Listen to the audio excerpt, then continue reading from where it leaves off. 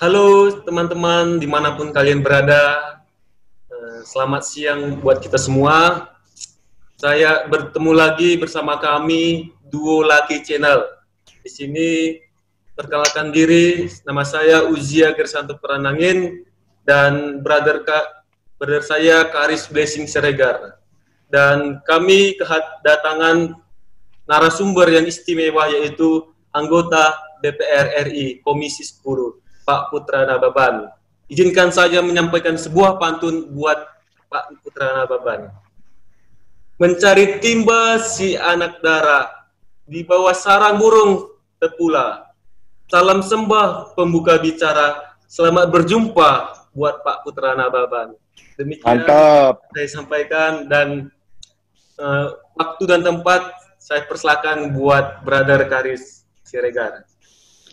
Oke, makasih Brother Rusia atas pantunnya dan makasih juga atas kesempatannya.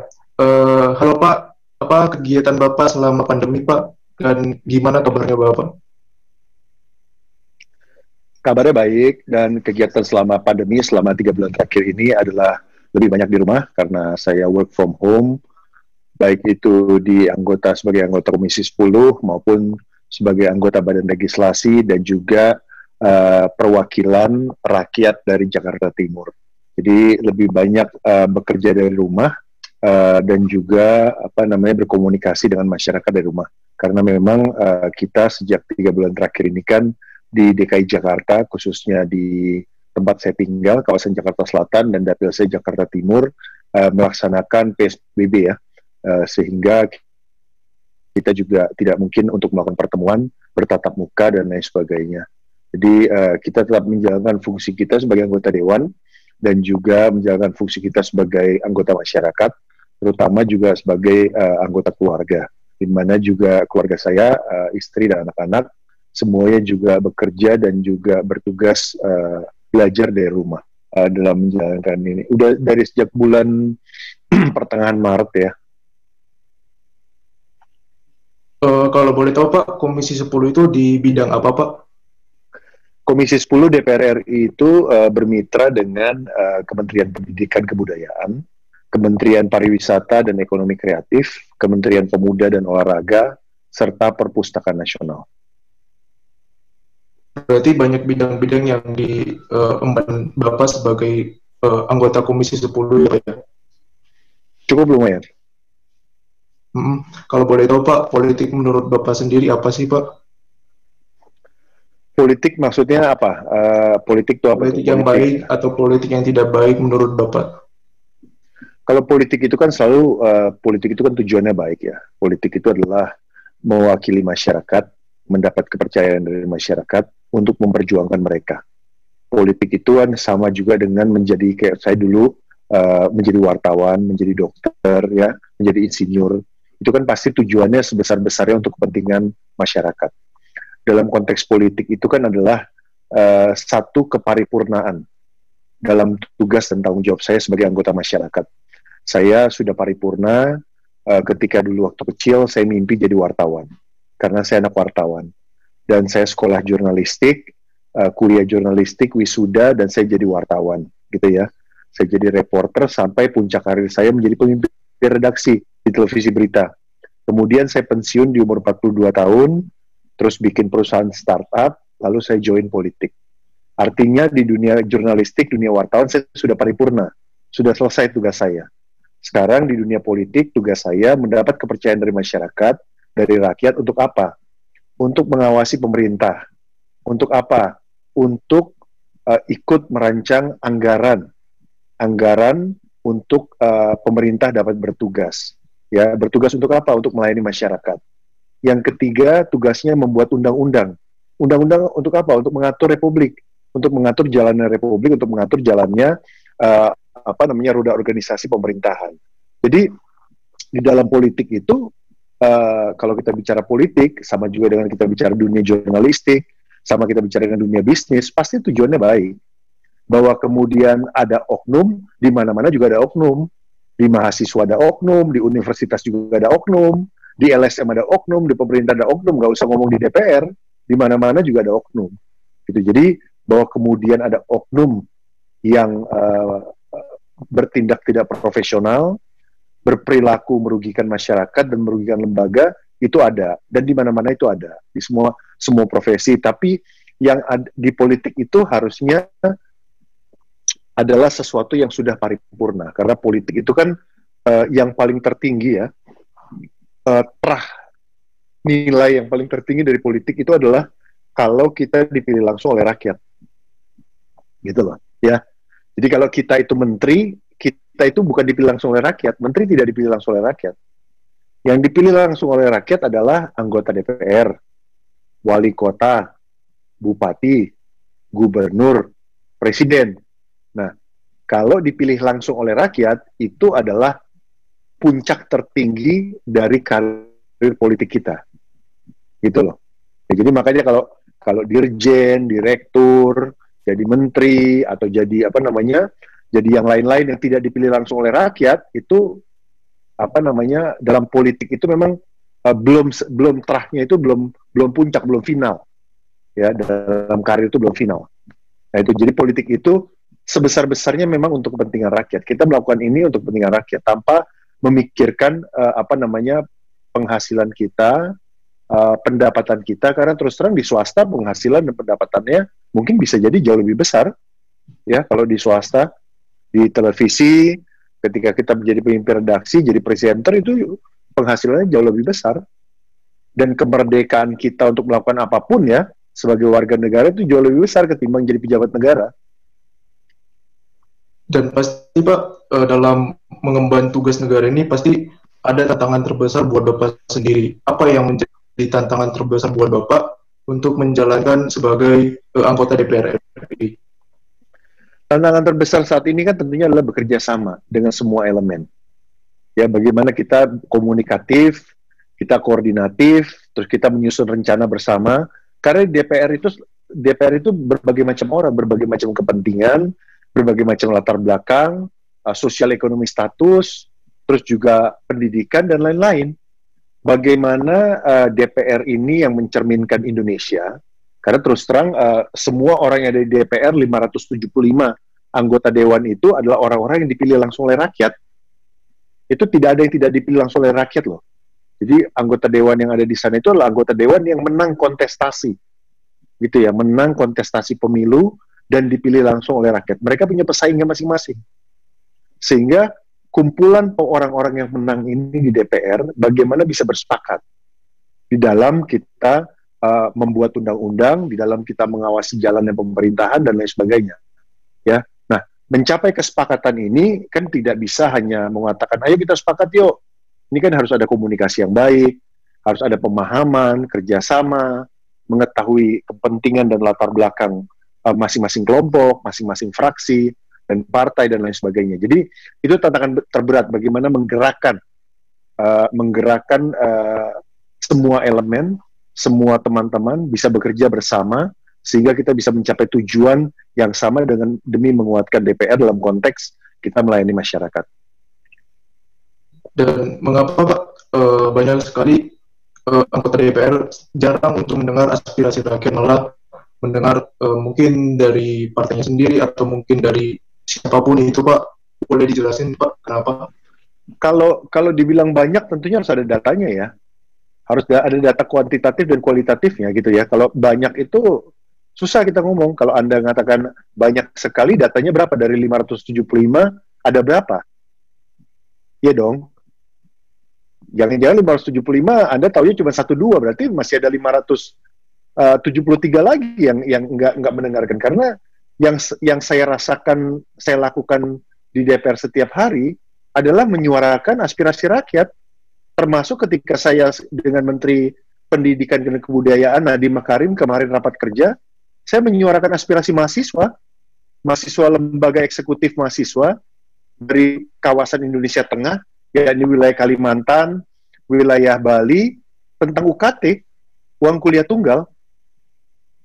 Nah, itu kategori dengerin partai, itu dengerin rakyat gitu. Nah, yang kedua, dengerin partai, emangnya partai itu apa? Partai kan dipilih langsung oleh rakyat juga. Memangnya partai nggak dipilih? Kan kalau di kertas lembar pencoblosan kan ada nama, ada coblos partai. Kalau kita nyoblos partai, berarti orang milih partainya, bukan milih nama kita. Dan kalau dia milih nama kita, kan saya PDI Perjuangan. Nggak bisa dipisahkan kan Putra Nababan dengan PDI Perjuangan.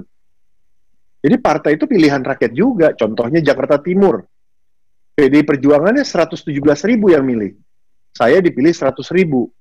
Berarti kan ada 117.000 orang di Jakarta Timur yang milih partai saya. Gitu loh. Nah, PDI Perjuangan juga partai yang dipilih terbesar. Jadi maksudnya bagaimana? Artinya maksudnya Karis tidak mengikuti rakyat yang mana? Gitu loh. Iya kan? Karena partai itu ngikutin suara rakyat, anggota DPR ngikutin suara rakyat. Kan sistem perwakilan kita. Iya Pak, karena kan banyak sekali yang berita-berita yang tentang buruh, tentang kemarin yang undang-undang revisi undang-undang KPK, dan mungkin juga banyak yang tidak menerima dengan keputusan-keputusan yang diambil oleh pemerintah sendiri. Kan itu belum jadi keputusan. Nah, apa yang disampaikan oleh media itu kan bagian dari masukan. Saya kan di media lama, 25 tahun. Saya kan tahu bagaimana media mendapatkan informasi, bagaimana suasana rapat redaksi, bagaimana media menyusun berita sampai akhirnya tayang di online, di TV, di koran. Itu kan saya hanya mau mengatakan itu kan bagian dari aspirasi. Tapi kan media juga tidak bisa merekam semua keinginan rakyat. Media kan dapatnya kan dari organisasi. Ya kan ada Ormas ngomong ini, ada LSM ngomong gini, ada lembaga studi ngomong kayak gini. Tapi kan saya 25 tahun di media jarang wawancara rakyat loh. Saya jadi wartawan 25 tahun hampir nggak pernah saya wawancara rakyat. Yang saya wawancarain organisasi LBH, wawancara mahasiswa. Yang saya wawancara bukan mahasiswa, yang saya wawancara organisasi mahasiswa, BEM, lembaga eksekutif, ya kan? Nah, mahasiswa suka bilang sama saya, oh kami bukan anggota dari itu, mereka tidak mewakili. Jadi ini intinya yang mau saya sampaikan adalah masukan, aksi demonstrasi dan segala itu bagian dari masukan. Keputusan kan belum diambil. Nah, jangan lupa juga anggota DPR yang menyusun undang-undang itu mewakili rakyat juga dong. Kayak saya, iya kan? Saya mewakili rakyat. Kayak kamu mewakili diri kamu pribadi, rakyat juga, nggak ada masalah. Jadi jangan ada pihak yang seolah-olah lebih mengatasnamakan rakyat ketimbang ya orang yang betul-betul mewakili rakyat. Karena kami di DPR sah loh mewakili rakyat. Dan saya punya konstituen jelas, Jakarta Timur. Ya, gitu. Jadi kita kerjanya juga jelas bahwa kemudian ada masukan, mari kasih masukan. Nah, contohnya ya, kita mau ngebahas undang-undang tentang bencana alam misalnya. Ya. Pertanyaan saya, ketika diumumkan bahwa rapat itu terbuka, apakah Karis interested atau berminat untuk nyari linknya mana, bahan-bahannya mana, segala macam? Belum tentu. Nanti kalau udah diramein media, baru ikut-ikutan ribut, ya kan? Baru ini. Ya, jadi, taunya dari media. Padahal DPR itu terbuka, kayak contohnya kayak misalnya kemarin, hari ini, saya rapat dengar pendapat dengan Kepala Perpustakaan Nasional. Saya mengkritik Perpustakaan Nasional. Ada yang nonton YouTube-nya nggak? Ada yang nonton Facebook-nya nggak siaran langsung? Ada yang peduli atau enggak? Kan nggak juga. Padahal jadwalnya ada. Begitu rame baru, segala macam gitu loh. Tapi yang ngeramein media. Nah, media itu kan terdiri dari orang-orang juga. Ya, sekali lagi saya orang media, pasti punya kepentingan juga. Cara melihat itu tergantung dari latar belakang pendidikan, latar belakang keluarga, latar belakang sosial ekonomi statusnya, dan lain sebagainya. Jadi tidak bisa sesederhana itu. Ya, memukul rata bahwa kenapa bertentangan dengan rakyat? Rakyat yang mana? Emangnya kita nggak dipilih orang rakyat? Situ ngomong, rakyat yang mana? Saya tanya. Rakyat yang situ baca dari media kan? Nah, iya, saya juga baca dari media juga. Tapi saya juga punya rakyat. Saya punya konstituen. Gitu loh. Ya, jadi saya balik bertanya gitu kan. Kalau ditanya, saya juga balik bertanya. Ini rakyat yang mana? Ya kan? Alamatnya ada nggak? Nomor rumahnya ada nggak? Berapa banyak? Gitu loh. Karena DPR isinya adalah perwakilan rakyat semuanya. Jadi orang-orang yang milih kami itu salah gitu. kalian yang paling benar, kan nggak bisa. Kan nggak bisa gitu juga. Mereka juga, rakyat yang milih kita juga menyampaikan keluhan juga ke kita kan, atau menyampaikan apresiasi juga ke kita. Itu ceritanya. Dan pastinya Bapak mempunyai visi dan misi dalam menjalankan tugas sebagai anggota DPR RI. Boleh nggak Pak berbagi visi dan misi Bapak? Visi dan misi bagaimana maksudnya? Dalam mengemban tugas, misalnya di Komisi 10 atau mungkin di dalam hal lain, boleh diceritain nggak Pak?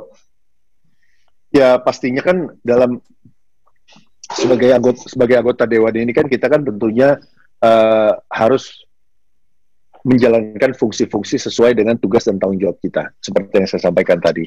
Ya kan, kita tidak bergerak sendiri, tapi kita bergerak bersama-sama. Kita bergerak bersama dengan fraksi, bersama dengan partai, ya kan, dan juga dapil daerah tempat kita dipilih. Tentunya kita punya target-target seperti dengan mitra kerja kita. Ya, bagaimana kita secara intensif memberikan pengawasan terhadap jalannya pendidikan nasional, pembelajaran, dan juga kebudayaan. Ya, tentunya juga kebudayaan di Indonesia ini perlu menjadi prioritas agar kita itu tidak pernah agar budaya kita ini tidak diambil ya oleh budaya-budaya asing, kita tidak disambut oleh budaya-budaya asing, tapi kita tetap mengedepankan kebudayaan Indonesia dalam kita bekerja, dalam kita berkomunikasi, dalam kita berkarya. Ya, itu adalah kita menjadi bagian itu. Kalau kita bicara visi dan misi itu kan kita bicara tentang visi dan misi besar gitu, bukan hanya pribadi aja.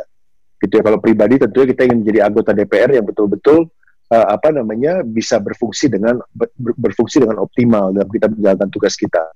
Ya, dalam kita memperjuangkan daerah pemilihan kita, dan dalam kita memperjuangkan kepentingan masyarakat Indonesia. Itu yang sudah pasti. Terutama juga yang tadi saya sampaikan di bidang pariwisata dan ekonomi kreatif. Ya, kita ingin optimal melakukan pengawasan di bidang itu. Ya, termasuk juga bisa mengalokasikan anggaran terhadap kepariwisataan kita. Seperti kamu ketahui kan, pariwisata itu kan menyumbangkan kontribusi yang sangat besar terhadap APBN.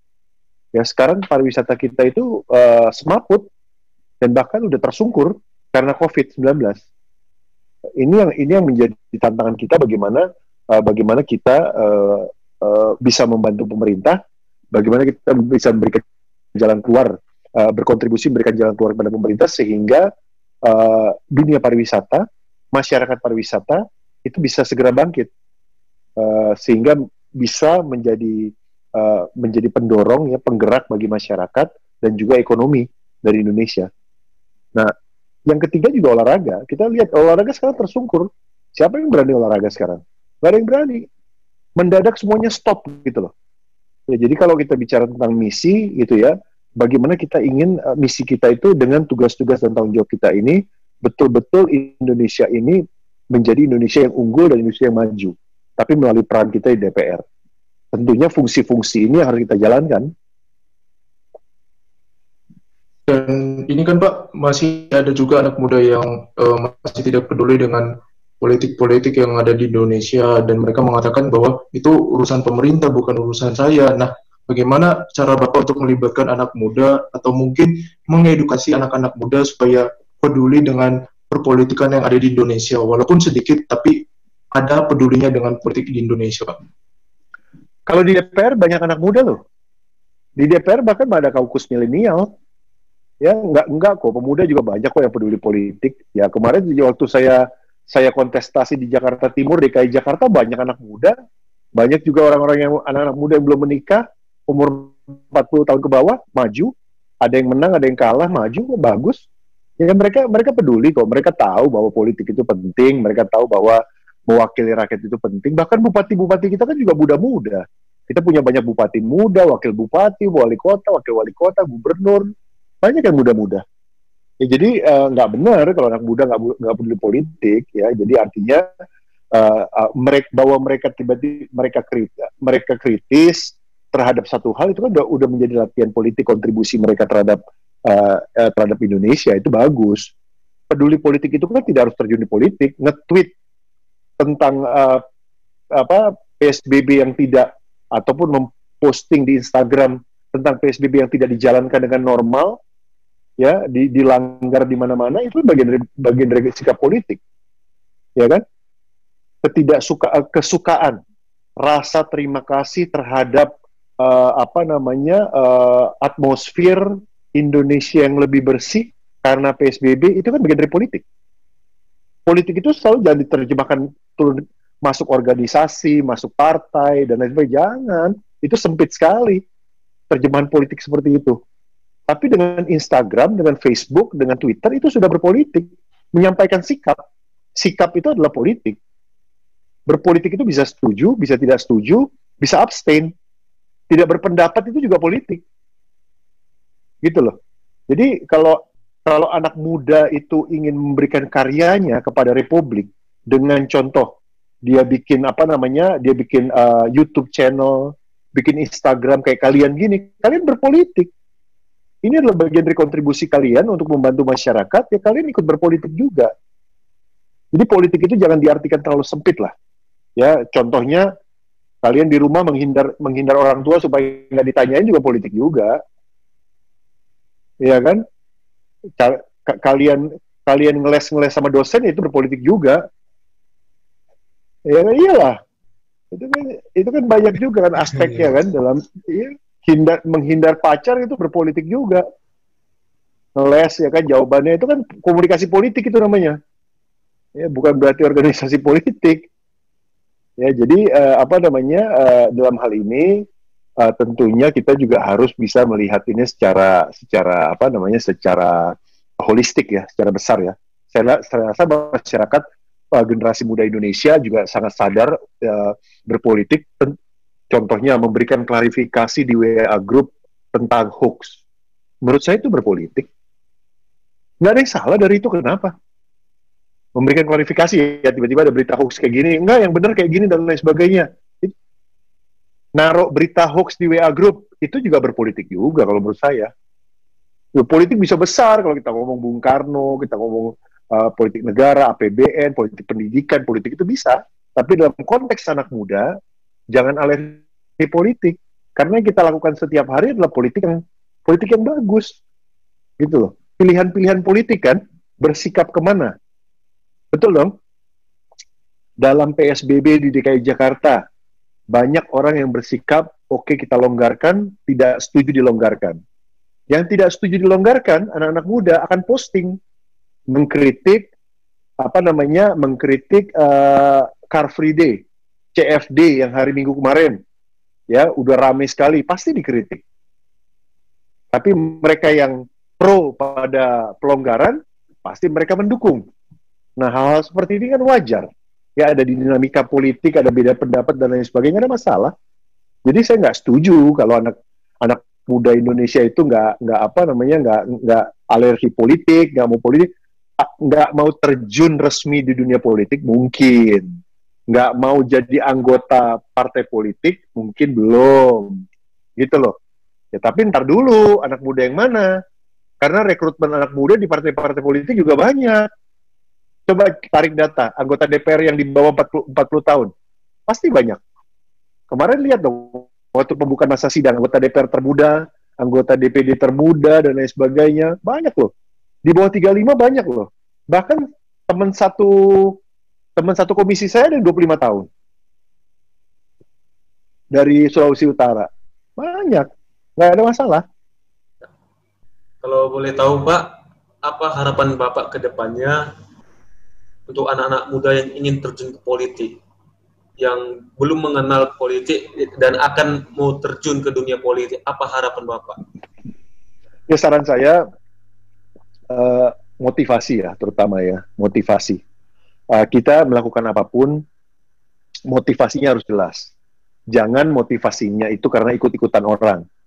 Karena ngelihat sesuatu yang cool, yang keren, gue mau jadi seperti dia, dan lain sebagainya, jangan. Ya, kita terjun ke jurnalistik, terjun ke politik, terjun di bidang bisnis, harus jelas motivasinya. Motivasi yang ada di dalam hati kita itu untuk apa? Melayani masyarakatkah? Memperkaya dirikah? Supaya populerkah? Bikin senang orang tuakah? Supaya gagah? Supaya gengsinya naik? Apa motivasinya? Itu dulu. Nah, ini bukan proses yang gampang untuk mencari motivasi. Ini prosesnya bisa proses bukan bulanan, tahunan. Nah, kalau motivasi itu udah clear, ya jalan. Ya, kalau motivasi itu udah clear. Yang kedua, saya mengharapkan juga agar adik-adik yang mau menjadi politisi, menjadi anggota dewan, maju pilkada dan lain sebagainya, itu betul-betul sudah mempunyai sudah paripurna dan tuntas di dalam profesinya dan passionnya. Contohnya, kalau dia di bidang pendidikan, ya paling nggak sudah doktor atau sudah profesor, gitu kan ya. Terus kalau misalnya dia jadi di bidang hukum, dia sudah jadi pengacara yang banyak membela masyarakat, sebenarnya loh. Terus kalau dia di mana di wartawan, dia sudah menjalankan banyak hal gitu loh, ya kan? Sudah paripurna lah dalam tugasnya. Jadi jangan baru mulai langsung terjun ke politik. Karena apa? Karena di DPR ataupun di DPRD atau di pemerintahan itu kita paling tidak harus punya pengalaman kerja dulu, pengalaman kita buat program, punya proyek, berinteraksi dan lain sebagainya. Contoh Pak Jokowi. Pak Jokowi itu mungkin tidak ada yang kenal ketika dia sebelum jadi gubernur DKI Jakarta. Tapi pengalaman Pak Jokowi itu cukup panjang loh, sangat panjang. Pak Jokowi menjadi wali kota Solo 2 periode, dan di periode kedua itu pemilihnya lebih di atas 80%. Kinerjanya sangat memuaskan. Nah, sebagai wali kota, jangan dianggap enteng gara-gara Solo. Pak Jokowi sebagai wali kota banyak berinteraksi dengan DPRD. DPRD ada apa? Di DPRD ada banyak anggota DPRD dari berbagai macam fraksi, partai. Berarti kan Pak Jokowi biasa berkomunikasi dengan partai-partai yang berbeda-beda. Yang kedua, sebagai wali kota, Pak Jokowi berdialog dengan siapa lagi?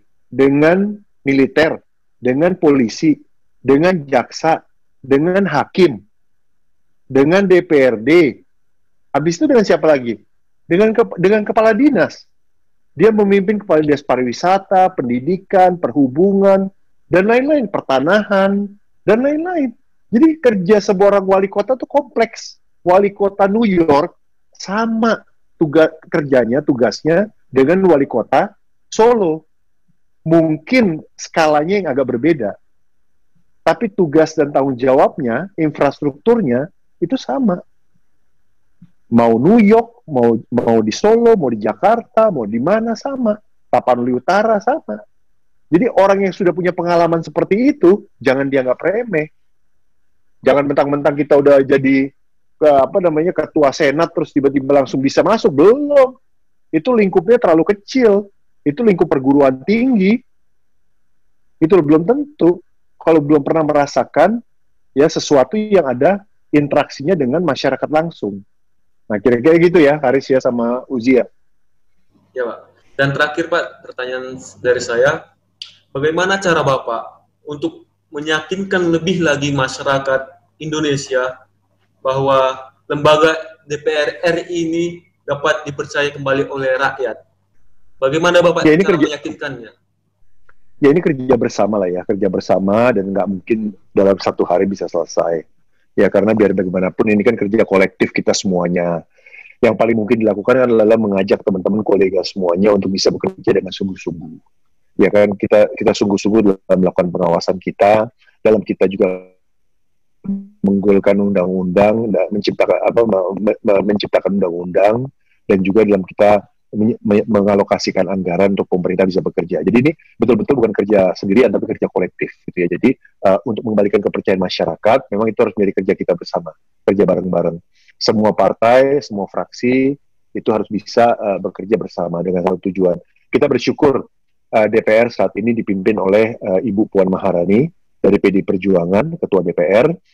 Sebenarnya PDI Perjuangan sudah 3 kali menang pemilu, tahun 99, 2014, dan 2019. Tapi baru kali ini kami diberikan kesempatan untuk mendapatkan apa yang menjadi hak kami, itu ya, sebagai Ketua DPR. Harusnya Ketua DPR itu adalah pemenang pemilu. Nah, so far sejauh ini ya saya lihat Ketua DPR kita Ibu Puan Maharani ya sangat progresif dalam bekerja, terutama dalam mengembalikan kepercayaan DPR di depan masyarakat, di mata masyarakat. Ya, bagaimana sidang-sidang itu diisi dengan anggota yang quorum, dengan jumlah anggota yang cukup banyak hadir, terutama juga di tengah COVID saat ini. Kita melihat bagaimana DPR juga sangat produktif dalam bekerja. Tidak ada rapat-rapat DPR yang berkurang produktivitasnya, bahkan produktivitasnya meningkat, dan juga tidak ada rapat-rapat DPR yang tidak membahas terkait dengan dampak COVID-19 ataupun bagaimana penanggulangan COVID-19 yang ada di tengah-tengah Indonesia. Jadi DPR tidak mundur, DPR malah maju, dan juga ini adalah berkat dari buah kepemimpinan Mbak Puan Maharani yang tegas dalam hal ini, terutama juga bagaimana supaya DPR lebih terbuka dengan masyarakat, masyarakat bisa mengakses rapat-rapat kita, dapat mengikuti rapat-rapat kita, dan juga dapat melihat kita di berbagai sosial media, terutama di Instagram dan di Facebook, ya. Siaran-siaran anggota DPR bisa dilihat di Facebook, tergantung masyarakat mau lihat atau enggak. Jadi itu adalah bagian dari transparansi kita. Ya, moga-moga dengan kerja-kerja seperti ini yang tiap hari kita lakukan, ya kepercayaan itu minimal bisa kembali, paling enggak tidak harus secara dramatis, karena ini sudah berlangsung lama ya, ketidakpercayaan terhadap DPR ini sudah berlangsung lama. Tidak mungkin ini seperti memudah membalikkan telapak tangan ataupun seperti pagi ketemu siang gitu ya. Ini harus melalui suatu proses yang panjang, pengembalian kepercayaan. Nah, ini bisa dimulai dengan gerakan-gerakan di mana banyak juga anggota DPR baru, bagaimana mengembalikan kepercayaan masyarakat terhadap anggota-anggota dewan di daerah pemilihan masing-masing, bagaimana kita dekat dengan masyarakat, kita dekat dengan pemilih kita, konstituen kita, sehingga kita bisa secara efektif berkomunikasi dan menyuarakan aspirasi yang mereka sampaikan kepada kita. Saya rasa itu ya. Dan boleh Pak sampaikan ke orang-orang yang menonton untuk di like, komen, share, dan subscribe, dan boleh nggak Pak sampaikan melalui video untuk Pak Jarod bisa diundang untuk kami wawancarai Pak? Boleh Pak Jarod? Iya, Pak Jarod sama Pak Ahok Pak. Boleh nggak dari video ini Pak? Nggak usah lah, udah WA sendiri aja nanti. Oh iya ada Pak, dibilang like, comment, share, dan subscribe aja Pak, supaya orang-orang nonton. Ya teman-teman sekalian, para pemirsa YouTube, dan saya sangat berterima kasih sama Karis dan Usia yang sudah wawancara saya. Untuk itu, para YouTuber dan juga penonton dari YouTube, generasi muda, silakan kalian menyaksikan ini, kalian bisa like, dan tentunya komen, dan jangan lupa subscribe ya. Terima kasih. Oke Pak, makasih Pak. Boleh foto dulu Pak sebelum diakhiri Pak. Ayo, mari. Mari. Sebentar Pak.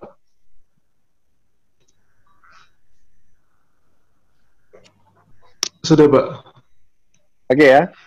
Sudah. Nanti saya nanti boleh dikirim, ya.